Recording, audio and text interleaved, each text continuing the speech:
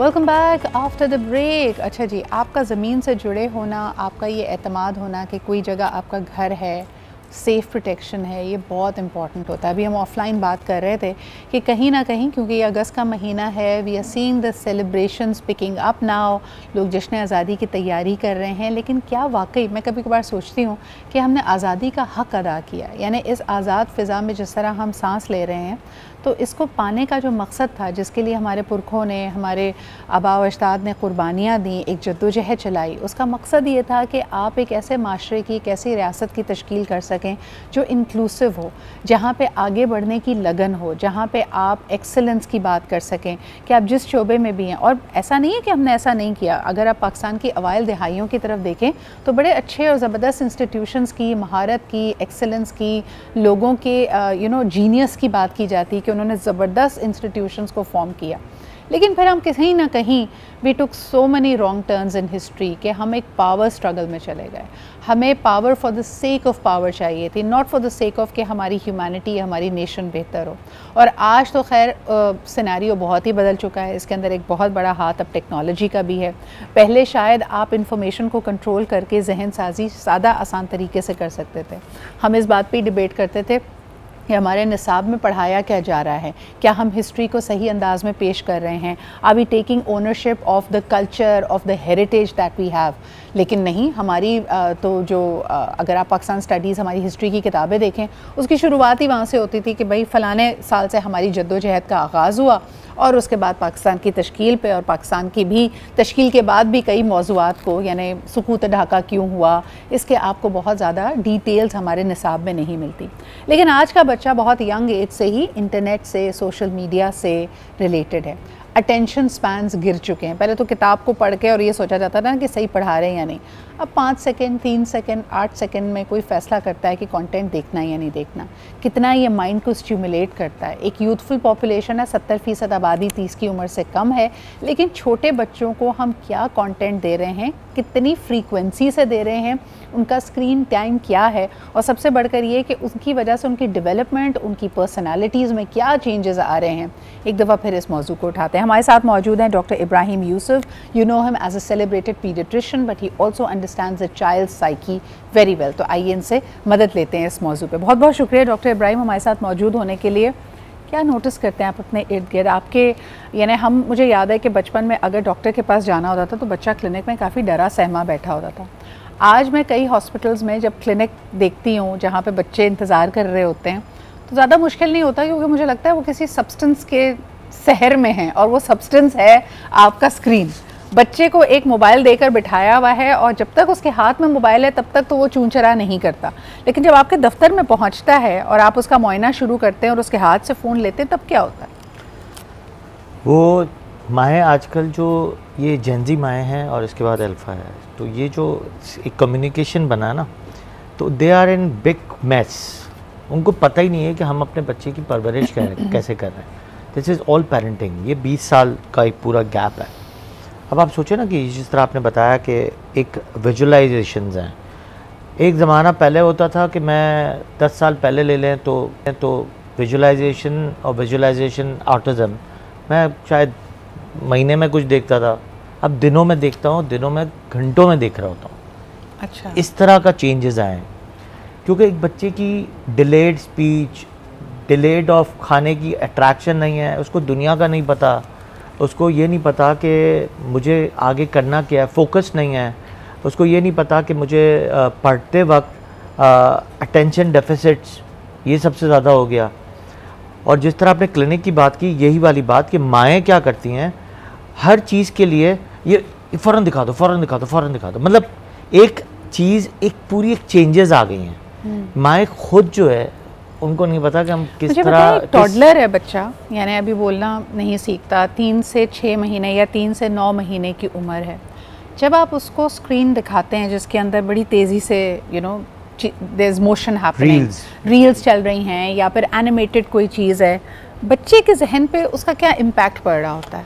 देखिए, जब high animations के स्क्रीन्स और हाई एनिमेशन साउंड सुनता है ना बच्चा, तो अट्रैक्शन ऑफ उसकी ज़्यादा आती है और वो ज़बान उसकी माइक्रोसॉफ्ट में फिट हो जाती है। म्यूज़िक हो चाहे वो उस तरह की लैंग्वेज हो, जैसे चू जान चू चू मतलब मैं इसलिए भी पूछना चाही थी क्योंकि लोग कहते हैं कि 2 खौफ, 2 फियर्स के साथ बच्चा या हम ह्यूमन बींग्स बॉर्न होते हैं, उसके अलावा बाकी सब हम कंडीशन करते हैं।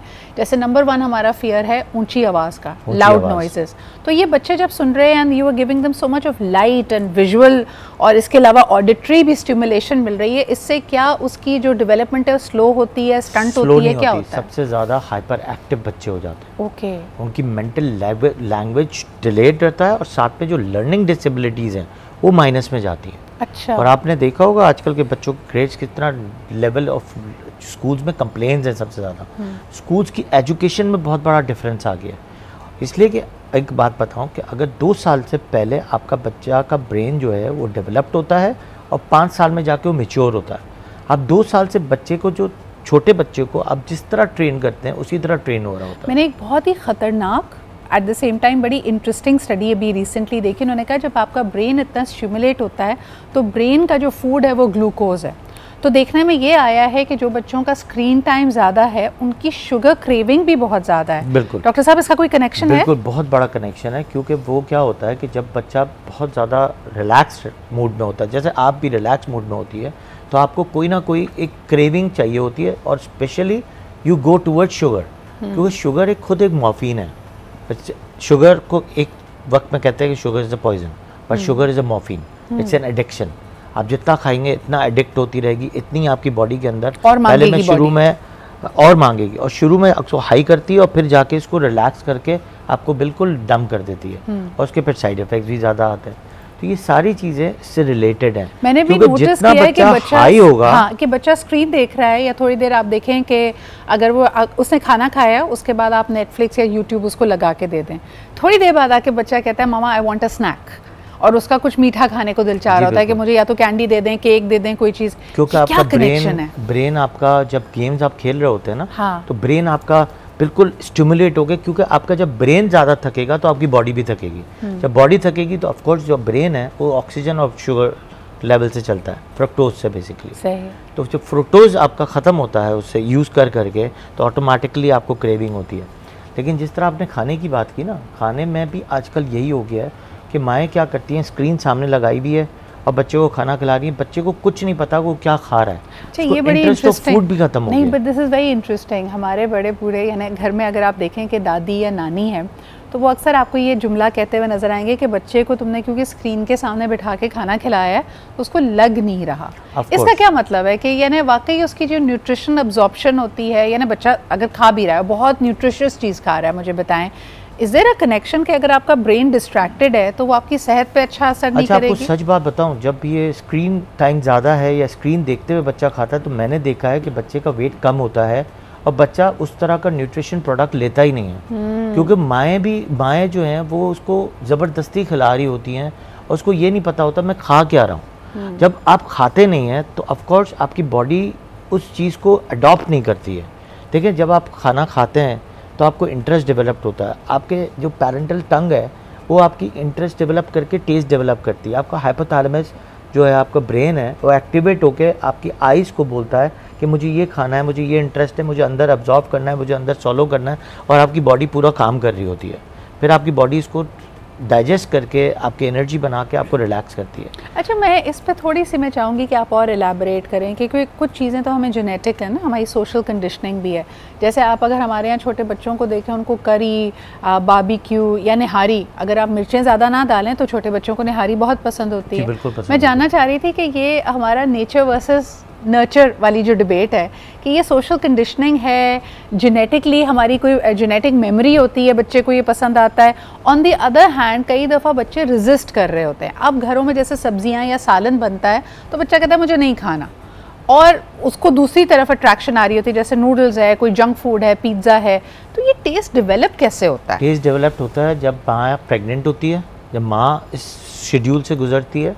फिर जब माँ 6 महीने का बच्चा होता है तो उसको इस तरह घर का खाना अगर खिलाती है without any preservatives, monosodium gluconates, tartrazine and THBQ, और जो बाहर के जितने भी चीज़ें होती हैं उसमें सारी ये चीज़ें होती हैं जिसका मैंने नाम लिया, सही, वो आपके ज़बान पे जाके बैठ जाती हैं और उसके बाद वो डेवलप्ड ऑफ जो टेस्ट है वो वहाँ से आता है वो कहता है मुझे वो वाली चीज़ खानी, मुझे ये वाली चीज़ नहीं खानी है। दूसरा आपका connection to hypothalamus is because of the omega and vitamin D. आजकल आपको पता है विटामिन डी बहुत कम है, आयरन लेवल्स कम है, विटामिन सी का एसोसिएशन है और साथ में ओमेगा का एसोसिएशन है। आपका हाइपोथैलेमस सेलेक्ट करता है कि मुझे क्या खाना है क्या नहीं खाना। तो वो आपकी अट्रैक्शन ऑफ फूड, वही वाली बात है कि आपकी न्यूट्रिशन ऑफ फूड जो है कहाँ से स्टार्ट कर रहे हैं, कैसे स्टार्ट कर रहे हैं।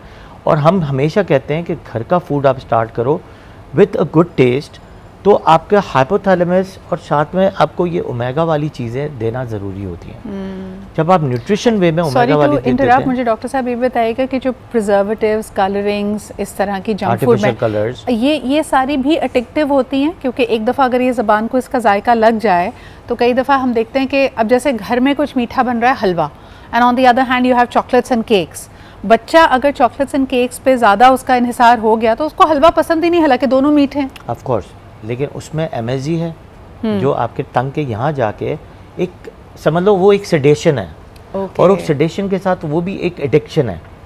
MSG जिसमें होगा ना वो आपको अट्रैक्ट करेगा। जैसे चाट मसाला है, केचप्स हैं, म्यूनीज़ हैं, ये सब में MSG, THBQ, टेट्राजीन और ये आर्टिफिशियल कलर्स एंड प्रिजर्वेटिव्स अपने आप में एक बहुत अलग टॉपिक है जिसको हम ज़रूर उठाना चाहेंगे। डॉक्टर साहब, एक ख़ास फरमाइश आई है आपके लिए which I will take up as a segment later on, कि प्री एडोलेसेंट बच्चियाँ हमारे यहाँ, क्योंकि यही फूड की और लाइफस्टाइल की गलत चॉइसेस की वजह से हम देख रहे हैं कि प्यूबर्टी प्रीपोन हो रही है, बहुत जल्दी आ रही है, बच्चियों को पीरियड्स जल्दी हो जाते हैं and they are fast forwarding through life. तो हम कौन सी चीज़ें जिसका ख्याल रखें, ख़ास तौर पे अगर आपके घर में कोई 3-4 साल की बच्ची है, कि what are the things that you need to be very very mindful of. ये हम ज़रूर एक सेगमेंट में कवर करेंगे, लेकिन आज आपके आने का बहुत बहुत शुक्रिया। लेते हैं जी एक छोटा सा break. We are going to be back, stay with us and keep watching आज पाकिस्तान।